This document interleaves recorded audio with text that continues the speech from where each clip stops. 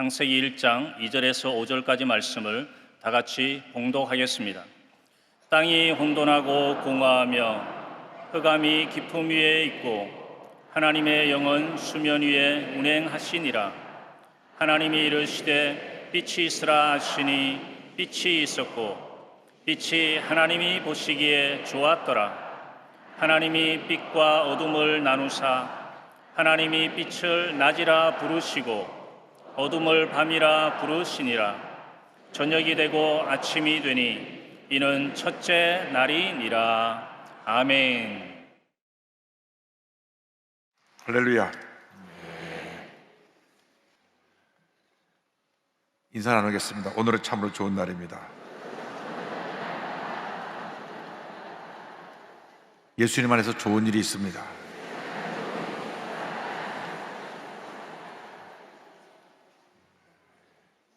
오늘 6.25 전쟁 73주년을 맞아서 창세기 1장 2절로 5절의 말씀을 가지고 절망을 넘어 희망으로 이 같은 제목으로 말씀을 나누기 원합니다.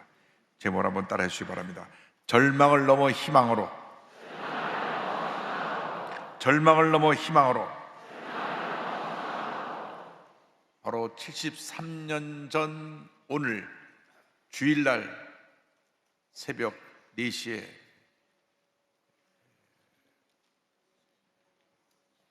북한군이 선제 타격 작전 계획에 따라 산발수전 전 전선에서 남침을 개시했습니다. 이 전쟁이 3년을 이어져 갔습니다. 6.25 전쟁은 역사상 유례를 찾아볼 수 없는 동족 간에 일어난 비극적인 전쟁이었습니다. 북한이 공산화가 되고 난 다음 김일성은 1949년 3월 달에 소련을 방문하여 스탈린을 만나 무력 남침 계획을 알립니다. 스탈린은 그때 북한의 소총 1만 5천 정, 각종 포 139문, T-34 탱크 87대, 항공기 95대 무기를 지원을 약속하면서 아직은 전쟁을 일으킬 때가 아니라고 만류하며 중국의 주자 마오쩌둥을 찾아가 협의토록 했습니다. 마오쩌둥은 김일성을 만나 조선 중국 인민해방군 내 조선인 2기 사단을 넘겨주었습니다. 1949년 6월 달에 미군이 남한에서 철수하자 공산주의 동조 세력을 규합시켜 남한 내부 전역에서 빨치산 무장 봉기를 지시하였고, 그리고 그 여세를 몰아 전쟁을 일으키게 되었습니다. 1950년 6월 25일 시작된 이 전쟁이 53년 7월 27일 정전협정이 체결되기까지 희생된 군인과 민간인 사상자 숫자가 남한이 230만, 북한이 292만, 유엔군 15만, 중공군 90만으로 총 660만 명이었습니다. 이에 더하여서 전쟁 미망인이 33만 명, 피라빈이 320만 명, 전쟁고아 10만 명, 월남한 피난민이 약 300에서 500만 명, 이상 가족이 약 1천만 명에 달하였습니다. 국가 산업 생산력의 약 80%가 다 파괴되고 건물이 초토화되었으며 모든 재산을 다 잃고 국토가 잿더미에 뒤덮였습니다. 그 인적인 물적인 피해는 천문학적인 숫자로 계산할 수가 없을 정도로 큰 피해가 우리 대한민국에 이 피해를 입히게 되었습니다. 무엇보다도 공산군 점령지에서 그 어떤 계층보다 피바보고 투옥되며 고문당하고 순교한 사람들이 바로 기독교 지도자들과 기독교인들이었습니다. 6.25 전쟁이 발발하자 350대 탱크를 앞세운 5개 사단 규모의 북한 공산군이 파죽지세로 밀고 내려와 3일 만에 서울을 함락시킵니다.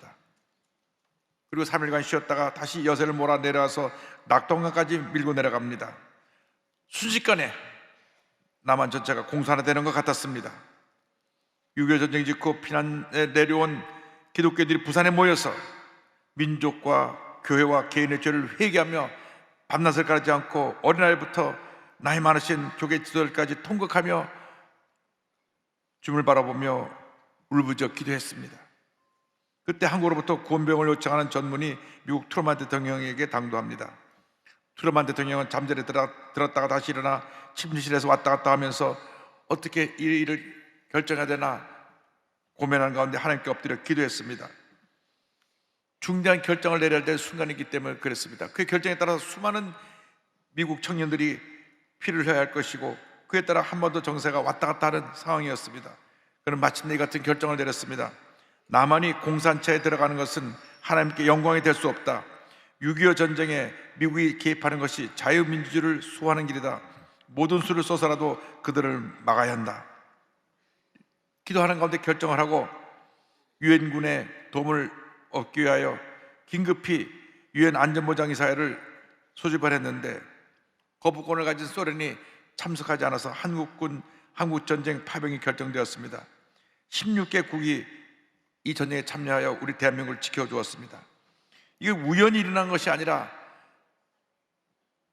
모든 그리스도인들이 하나님 앞에 엎드려 기도한 그 기도의 결과이고, 하나님의 도우심의 은혜로 6.25 전쟁으로 우리가 공산화되지 않냐고 이 나라를 지킬 수 있게 되었습니다. 우리는 잿더미가 된 이 폐허 속에서 절망 가운데 머물러 있지 않았습니다. 모두 한 마음이 되어 절망을 딛고 일어났습니다. 그 중심에 우리 그리스도인들이 있었습니다. 1953년 67달러였던 국민 총소득이 2021년에 34,980달러가 되어 522배로 성장하게 되었습니다. 할렐루야!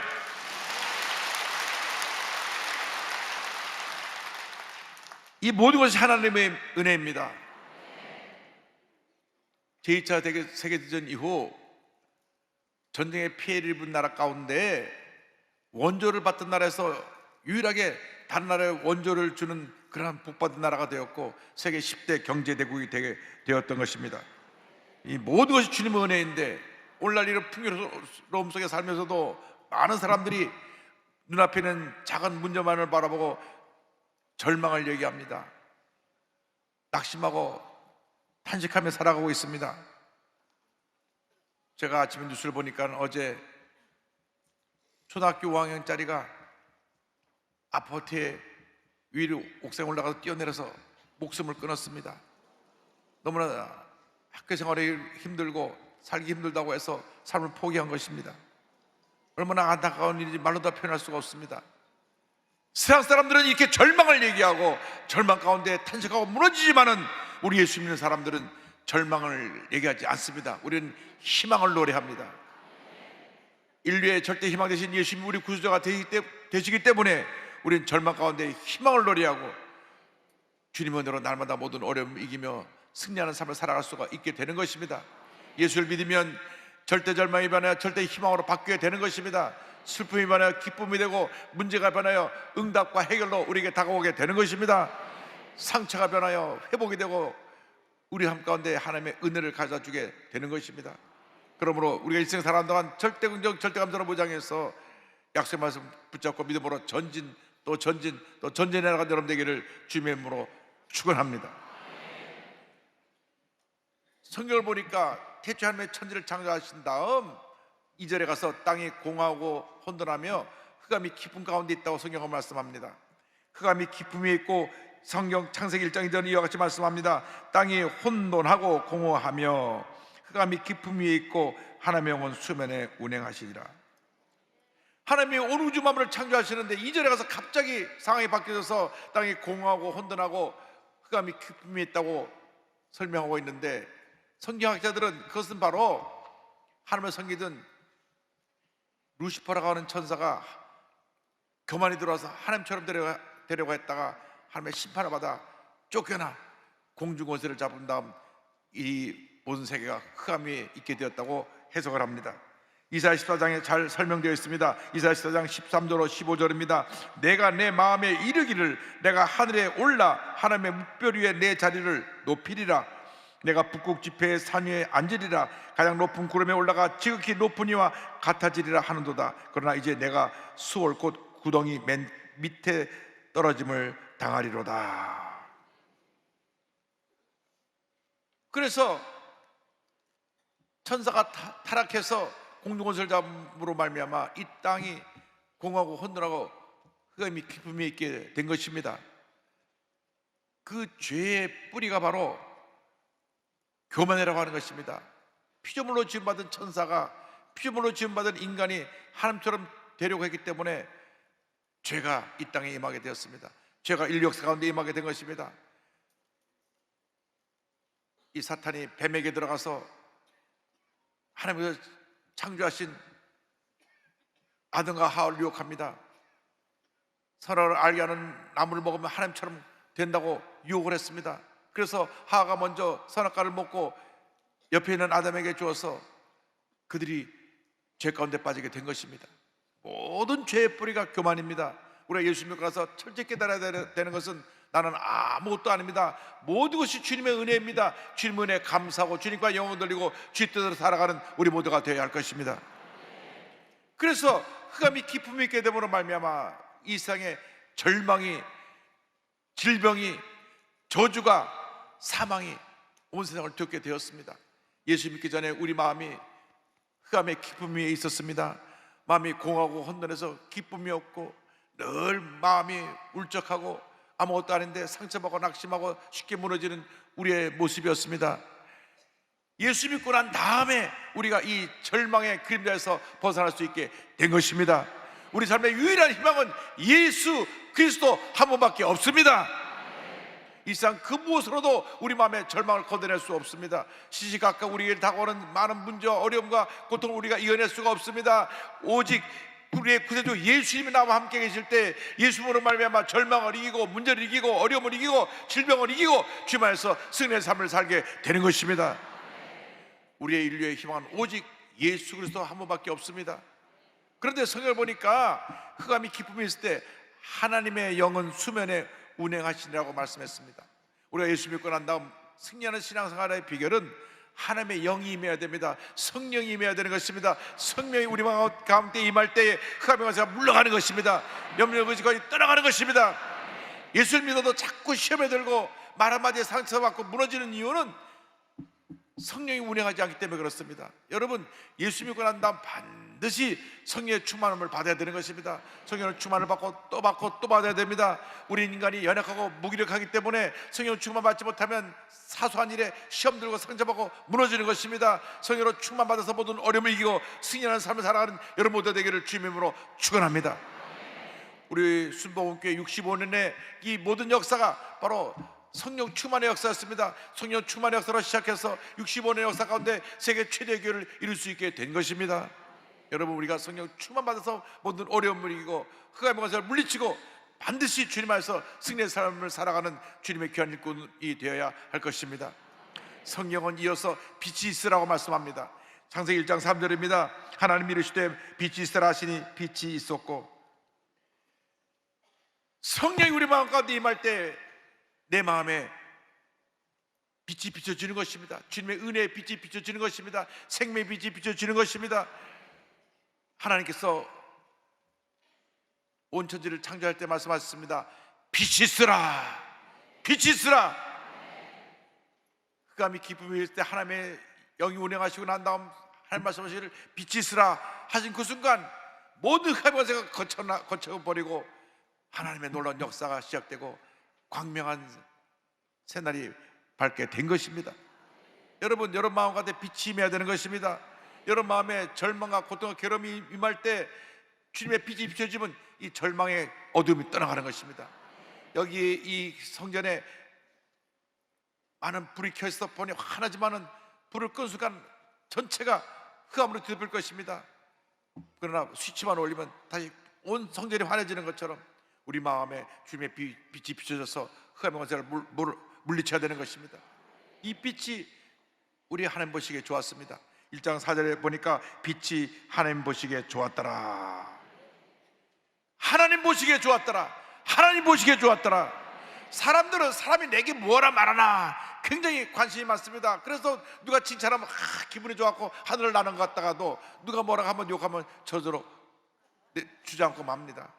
요즘 SNS에 댓글 하나 때문에 살고 죽는 사람들이 있어요. 막 사람들이 칭찬하면 좋았다가 욕을 하면 그냥 그 혼자 낙심해갖고 무너져갖고 차라리 죽었으면 좋겠다 이렇게 사는 사람들이 있습니다. 여러분, 사람들이 말하는 거 한마디에 좋아하고 기뻐하고 아침엔 좋았다가 저녁엔 낙심했다가 이런 삶을 살면 안 됩니다. 주님만 바라보고 주님 안에서 기뻐하고 감사하고 하나님 보시기에 좋았더라. 하나님께 인정받는 삶을 사시기 바랍니다. 하나님께 칭찬받는 삶을 사시기 바랍니다. 하나님께서 함께 하시면 모든 문제가 다 해결되는 것입니다. 사람이 내게 뭐라 그래 아무런 의미 없습니다. 여러분, 하나님께 인정받고 하나님께 칭찬받는 주님의 일꾼들이 되시기를 바랍니다. 악한 원수마귀는 예수 믿고 잘 되는 것을 제일 싫어합니다. 그래서 어떡하든지 예수 믿는 사람들 상처를 입히려고 그러고 부흥하는 교회에 흠집을 내려고 그러고 악한 원수마귀가 날뛰지만은, 그러나 우리가 주님만 바라보고 날 때 흑암의 원수는 멸망을 받게 되고 우리는 하나님의 큰 복을 받게 되는 것입니다. 그래서 시편 1편 6절에 무릇 의인들의 길은 내 하나님께서 인정하시나 악인들의 길은 망하리로다 말씀하고 있는 것입니다. 하나님께 인정받으면 하나님께서 흑암의 원수를 물리쳐 주시고 우리를 인정하시고 우리의 삶에 큰 복을 내려 주실 것입니다. 하나님께 인정받는 삶을 살아가는 여러분 모두 되시기를 주님의 이름으로 축원합니다. 우리가 무엇을 하든지 어디 가서 어떤 일을 하고 어떤 계획을 세우고 누구를 만나서 무슨 얘기를 하든지 간에 하나님을 기쁘시게 하는 모습이 될 때 하나님께서 복을 내려 주실 것입니다. 이 복을 받기 위해서 비대신 주님이 우리 마음 가운데 와 계셔야 되는 것입니다. 예수님이 이 땅에 빛으로 오셨습니다. 이 땅에 빛으로 오신 예수님을 사람들이 처음에 알아보지 못했습니다. 요한복음 1장 9절 10절을 말씀합니다. 참빛 곧 세상에 와서 각 사람에게 비치는 빛이 있었나니 그 세상에 계셨으며 세상 그로 말미암아 지은 바 되었을 때 세상이 그를 알지 못하였고, 여러분, 예수님을 알지 못할 때 마음은 여전히 어둠 가운데 있게 되는 것입니다. 예수님을 알고 믿을 때 그 마음에 생명의 빛, 구원의 빛, 은혜의 빛이 비춰져서 놀라운 하나님의 축복이 임하기 시작하는 것입니다. 영혼이 잘된 같이 범사를 다니며 강건하게 되고 생명할 때 풍성한 은혜가 임하게 되는 것입니다. 빛 대신 예수님을 마음에 모셔드리고 하나님께 인정받는 삶을 살아가는 여러분보다 되기를 주님의 이름으로 축원합니다. 축원합니다. 성경은 나아가서 저녁이 되고 아침이 되니 이와 같이 말씀합니다. 1장 5절입니다. 하나님이 빛을 낮이라 부르시고 어둠을 밤이라 부르시니라. 저녁이 되고 아침이 되니 이는 첫째 날이니라. 사람들이 보통 하루를 말할 때 아침이 되고 저녁이 되었다 말합니다. 그러나 성경에 말하는 하루를 계산하는 것은 전혀 반대입니다. 저녁이 되고 아침이 되니, 저녁이 되고 아침이 되니, 저녁이 되고 아침이 되니. 그것은 무슨 의미가 있느냐? 우리 삶에 어떤 저녁이 되고 어떤 밤이 오고 어떤 고통의 괴로움의 환난의 어둠이 다가와도 우리에게는 희망의 아침이 밝아온다고 하는 것입니다. 예수 그리스도는 영원한 희망이 되어 주셨습니다. 사망 권세를 깨뜨리시고 부활하셔서 우리의 영원한 희망이 되시고 영원한 아침이 되시고 영원한 새벽이 되신 것입니다. 우리에게 절망의 밤이 다가옵니다. 문제의 밤이 다가옵니다. 때때로 가정에 어려움이 다가오고 육신의 질병이 다가오고 사업에 문제가 있어서 무너져 내리고 이 같은 밤이 다가옵니다. 그러나 그 밤에 절망에 앉아서 넋놓고 탄식하고 있을 것이 아닙니다. 아무리 밤이 깊어도 밝아오는 새벽을 막을 수가 없습니다. 어떤 밤도 다가오는 새벽을 이길 수가 없습니다. 우리는 영원한 새벽의 신앙을 갖고 살아가는 것입니다. 문제가 다가오고 어려움이 다가와도 우리는 새벽의 신앙을 갖고 또 일어나고 또 일어나고 또 일어나서 모든 어려움이 이고 반드시 승리하는 것입니다. 여러분, 코로나 3년을 지나가면서 얼마나 많은 고통을 당하셨습니까? 수많은 영세 소상인들이 가게 문을 닫아야 됐습니다. 목사님, 이 가게 한 달 월세가 200만 원인데 200만 원을 낼 수 있는 수입이 생기기는커녕 한 달에 100만 원도 수입 못 될 때가 많습니다. 왜? 손님이 없으니까요. 조그만 가게 분식점인데 손님이 와야죠. 하루 종일 문을 열고 있어도 2명, 3명 올까 말까 합니다. 코로나가 아주 심했을 때는 손님이 하나도 안 와가지고 매일 아침에 가서 그래도 음식을 만들 재료는 사와야 되는데 하루에 10몇만 원씩 사다 놓고 저녁 때가 돼서 그냥 그대로 모든 재료를 그냥 놔두고 상하게 되는 경우가 많이 있습니다. 그런 시간들을 지냈습니다. 그러나 그 밤이 깊고 길은 것 같아도 이제 우리에게 희망의 새벽이 밝았습니다. 축복의 새벽이 밝았습니다. 이제 코로나가 끝났으니 우리에게 기다리고 있는 것은 희망의 새벽밖에 없습니다. 축복의 새벽밖에 없습니다. 기적의 새벽밖에 없습니다. 모든 사람이 다 잘 될 것입니다. 하나님의 은혜가 임할 것입니다. 다시 우리는 일어나면 됩니다. 믿음으로 일어나야 되는 것입니다. 절망에서 일어나야 될 것입니다. 하나님 우리에게 축복을 넘치게 부어줄 것입니다. 시편 30편 5절에 말씀합니다. 그의 노염은 잠깐이요 그의 은총은 평생이로다. 저녁에는 울음이 깃들지라도 아침에는 기쁨이 오리로다. 밤에는 우리가 통곡하며 아파서 울고 괴로워서 울고 슬퍼서 울고 상처받고 울지만은 그럼에도 불구하고 희망의 새벽은 밝아오는 것입니다. 목사님, 너무너무 오랫동안 제가 마음고생하고 너무 힘들고 괴롭습니다. 그래도 새벽은 밝아옵니다. 낙심하지 마십시오. 더 이상 절망하지 마십시오. 상처에 매여있지 마십시오. 새벽이 밝아오고 있습니다. 성경 말씀합니다. 저녁이 되고 아침이 되니, 우리에게 저녁은 다가오지만 반드시 아침이 다가온다고 하는 것입니다. 그래서 우리의 모든 문제, 염려, 근심, 걱정을 다 주님께 맡게 됩니다. 시편 55편 22절입니다. 내 짐을 야곱께 맡기라. 그가 너를 붙드시고 의인의 요동함을 영원히 허락하지 아니하시리로다. 할렐루야.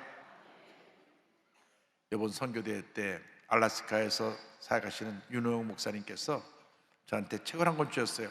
알래스카에서 하나님 나라를 꿈꾸다.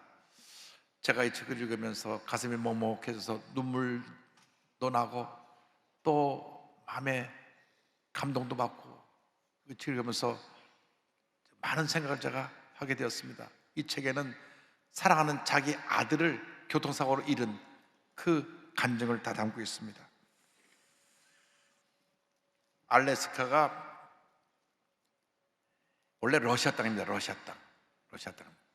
알래스카 러시아 땅. 러시아에서는 저게 얼음덩어리라고 생각해서 갖고 있기가 아무런 나라에 도움이 안 됐다고 생각해가지고 저 땅을 팔라 그랬습니다. 역사를 찾아보니까 영국에도 팔라 그랬고 영국이 안 산다 그러고, 캐나다에도 팔라 그러고 캐나다도 안 산다 그러고, 미국에도 팔라 그러고 미국이 안 산다 그랬습니다. 계속 미국 보러 사달라. 그래서 때를 쓰고 팔아가지고 1867년에 720만 불에 팔았습니다. 720만 불에. 그냥 그냥 얻은 거죠. 그 땅을 샀다고 슈어드 국무장관이 얼마나 욕을 먹었는지 모릅니다. 지금 그 땅에서 뭐 석유가 나고 온갖 천연자원이 다 나와서 황금의 땅이 됐는데 크기는 우리나라의 17배입니다. 그런데 이 땅에 이제 윤호영 목사님이 89년도에 이민 가가지고 그곳에서 사업을 잘해갖고 성공적인 삶을 살다가 예수를 만났습니다. 그래서 소명을 받고 한국에 와서 신학 공부를 하고, 한국에서 신학교 졸업했을 때 한국에서 개척할 수 있도록 초청을 받았지만은 내 사명은 알래스카에 복음을 전하는 것입니다. 그래서 알래스카로 다시 건너가서 교회를 개척합니다. 참 미국 이민교회라는 것은 얼마나 힘들고 어려운지 모릅니다. 저도 미국에서 이민 목회를 해봤지만은 참 힘들더라고요. 첫날 금요철회 때 3명 나왔어요. 3명. 저는 여의도교회에서 살아가지고 숫자에 대한 관심이 없었는데 미국 가보니까 한 영혼이 1,000원보다 귀하다는 그때 알게 됐습니다. 그랬는데 이 알래스카 그 힘든 상황에서 하나님께서 함께 해주셔서 5년 만에 교회도 짓고 교인도 제자도 93명으로 크게 부흥을 했습니다. 할렐루야. 2012년 7월 13일 금요일입니다. 그날 금요예배로 말씀을 선포하고 있는데 그 당시 20살이었던 그 아들이 교통사고가 났다는 소식이 들려왔습니다. 그래서 성도님과 함께 다 같이 기도했습니다. 그런데 기도가 끝날 때쯤 장로님이 다가오셔서 귓속말로 얘기했습니다. 아들이 천국에 갔대요. 사랑하는 아들과 작별 인사도 하지 못한 상황이었고 그 마음에 찢기는 고통으로 울부짖어 모자랄 상황인데 하나님께서 마음에 위로함과 평안함을 주셨습니다. 눈물로 기도하며 주님이신 평안함을 가지고 이렇게 감사 기도를 드렸습니다. 하나님, 저희 아들 태원이를 주님의 품으로 인도하심에 감사를 드립니다. 기쁘게 받아 주시옵소서. 눈에 넣어도 아프지 않을 아들이 정말 그렇게 세상을 따랐다는 걸 믿기지가 않았습니다. 여러분, 자녀를 잃은 분 얘기를 들어보니까 그 자녀와 비슷한 아이만 봐도 눈물이 나고 생각만 해도 눈물이 나고 이름만으로도 눈물이 나고, 그냥 몇 년 동안은 정신없이 그 죽은 아이 때문에 고통을 느낀다고 했는데, 이 목사님 예배 중에 그 사랑하는 큰아들이 교회 앞에서 열심히 교사로서 봉사하고 청년부 활동 열심히 하고 교회의 모든 일을 솔선하던 그 아들이 세상을 떠났으니 얼마나 슬프겠습니까? 그때 그 마음에 이 땅에 오직 주밖에 없네, 그 찬송이 큰 위로함을 줬습니다. 저도 일본에서 사역할 때 이 찬송을 많이 불렀는데요. 이 땅에 오직 주밖에 없네, 그 무엇도 나를 채울 수 없네, 주님의 평안 내 안에 있네, 그 누구도 빼앗을 수 없네. 이 찬송을 부르며 장례 예배 때 성도님 앞에 이와 같은 고백을 합니다. 사랑하는 나의 아들 태원이가 천국에 갔으니 나는 이제 더욱더 천국의 소망을 가지고 살아가려고 합니다. 훗날 우리 태원이를 천국에서 만나려면 싹군 목사는 되지 말아야겠습니다. 저는 이제부터 부끄럽지 않은 하나님의 종으로 살아갈 것을 이 자리를 빌려서 선포합니다. 사랑하는 아들을 먼저 떠나보내고 나서 더 열심히 주님의 일에 힘써서 2021년에는 알래스카의 주도시인 주노에 한인교회가 없을 상황에서 교회를 세우고, 또 베델의 지역에 지교회를 세우고 2023년에는 페어뱅스의 지역에 세 번째 지교회를 세워서 알래스카 복음화에 큰 역사를 이루고 있습니다. 할렐루야. 그는 그의 책 뒷부분에서 이런 고백을 했습니다. 이 책 뒷부분의 이 고백이 내 마음에 얼마나 감동을 줬는지 모릅니다.